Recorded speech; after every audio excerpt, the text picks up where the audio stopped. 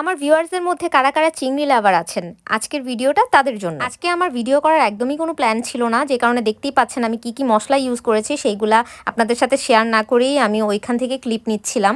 ভাবলাম এটা রান্নার কোনো ভিডিও না হয়ে আজকে কি রান্না করলাম এই ভিডিওটাই আপনাদের সাথে শেয়ার করি। আমার যেমন চিংড়ি খুব পছন্দ, আমার হাজব্যান্ডেরও আমার হাতে রান্না করা চিংড়ি তার খুব পছন্দ। সে সবসময় বলে যে তুমি যে রান্না করো চিংড়িটা এত মজা হয়।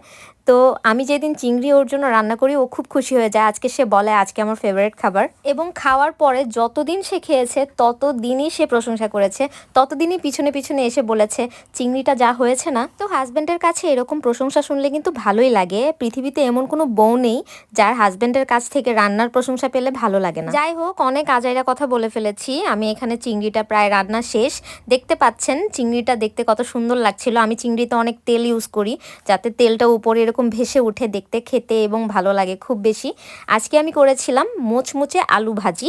আলু ভাজি আমার হাজব্যান্ডের খুবই পছন্দ।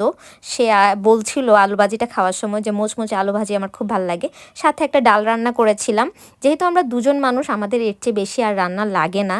মাত্র 3টা আইটেম দিয়ে আজকে আমি রান্না কমপ্লিট করে ফেলেছি। চিংড়ি ছিল, আলু ভাজি ছিল আর ডাল ছিল। তারপর আমি চিংড়িটা খেয়ে টেস্ট করছিলাম। এই যে দেখতে পাচ্ছেন কাঁচামরিচ, আমি কিন্তু এরকম কাঁচামরিচ খাওয়ার সময় ভেঙে তারপর খাই। আমি ঝাল খেতে খুব পছন্দ করি। পাশাপাশি ডাল ডাল আমার খুবই পছন্দ, লাস্টে আমার একটা ডাল লাগেই, তাই ডাল দিয়ে খাচ্ছিলাম এবং ভাবলাম আপনাদের জন্য একটা ক্লিপ নিয়ে নিই। আমি কখনো সাধারণত এই টাইপের ভিডিও করি না যে আমি কি খাচ্ছি, তো আজকে ভাবলাম একটু আনকমন ভিডিও করেই ফেলি।